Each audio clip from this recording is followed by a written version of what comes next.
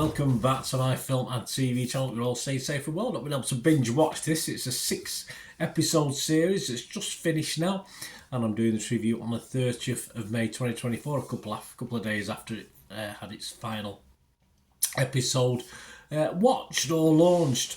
We're going to have a look at something that's called The Veil, an American thriller limited series written by Stephen Knight, starring Elisabeth Moss, yes, also Dali Bensala, Josh Sharp, Charles Thibault de Montalembert. Yes, that's a great name, isn't it? So, amongst others, of course, a lot of familiar faces in this. And it's, of course, premiered on FX on Hulu on April the 30th, 2024. And I said the final episode aired, of course, on the 28th of May 2024. It's basically a spy thriller, a potentially deadly game of truth and lies, goes the blurb.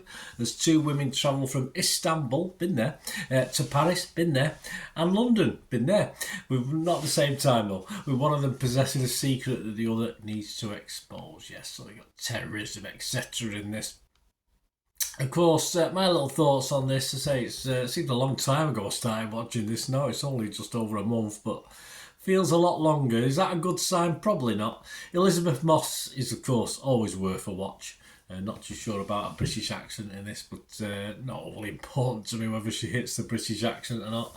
As spy thrillers go, though, it doesn't quite push any new boundaries. It's standard routine storytelling, and rather than build to some sort of wonderful climax, it sort of plateaus at various points through the series. Even the last episode feels a bit uncomfortable at times. You'll know what I mean if you watch it, and just a bit all rushed and stuff. It just doesn't quite work. I mean, as a 2-hour film, it wouldn't be that great in theory. They knocked it down to 2 hours. And as a series, there's not a lot to remember after this. As I say, it was okay just for the two leads sort of rubbing off against each other, the two female leads in this. But yeah, it did lack something. There's like a nuclear terrorism sort of element to it. You're never really convinced or on edge about that either. And that's the problem. It never really grabs you as a spy thriller or an action-adventure thing. Definitely not. And we're just left enjoying these two female leads' trials and tribulations. And even that sort of dissipates as the episodes trundle on. So my scores on this, let's have a look. I'm not being a total downer on it. I'll give you the other people's views in a minute. I would be fresh on Rotten Tomatoes. I couldn't be rotten on it. I'd be mixed on Metacritic. I couldn't be positive. I couldn't be negative. But I can't give it my 6 out of 10 because I couldn't wholeheartedly say, yeah, go and watch it. So I'm going to give it a 5. I initially give it a 5, but I'm going to give it a 5.5 out of 10 because generally I think earlier episodes are fine. I think I've just been put off a bit by the last episode, which I wasn't overly convinced by. But I think 2 or 3 of the other episodes were okay. So I'm going to give it a 5.5 out of 10. Other people who are Rotten Tomatoes, only a 52% positivity, so not great. That's 33 critics, and it's averaging 5.7 out of 10, so still a little bit more than me. The consensus of the critics says Elisabeth Moss' dramatic power remains undiminished. It doesn't, or it does, with another arresting performance, but The Veil's clunky storytelling doesn't live up to its star's chops. Yep, I would agree with that. Metacritic, their average just 52 out of 100 based on 20 critics. 6 were positive, 9 were mixed and 5 were negative. And the audience matters in the end. A bit mixed, actually. Rotten Tomatoes audience didn't like it very much, 47% positivity. But we always have a look at Internet Movie Database. Almost 3,000 scores and reviews have been left as I'm doing this.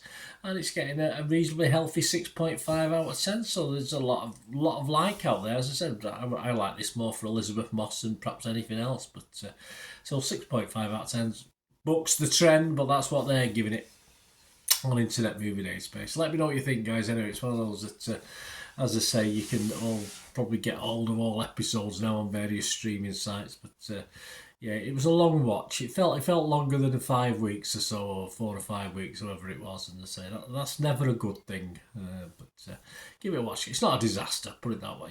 Please, if you are new to the channel, push that subscribe button, push the bell notifications, everything film and TV, of course, series reviews like this, film reviews, information vlogs, lots of different things.